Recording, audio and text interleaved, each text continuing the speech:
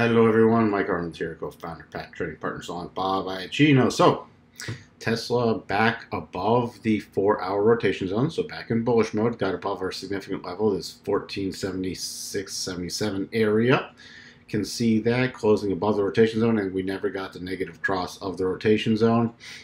And by the way, if it does, our key support now is back at that 476 area. If we did drop below there, going to be watching this right below this 25% retracement level. I'm going to be actually watching this 14.15, and if we did drop below there, major support now coming in about 13.66.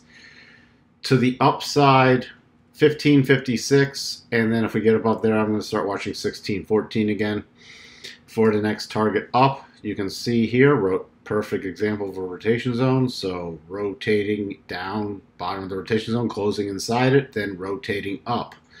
So that's what you would expect from the rotation zone. If we get above 16.14, I'm just going to start watching the 16.77 area again. And then the same upside targets are still in place from before. That's really about it. If we did have some kind of bearish move, the key area to watch for on a closing basis for the daily is now 1400. If you're bullish, you don't want to see a close below 1400. That's what we have for you, and we'll talk to everyone soon. Bye for now.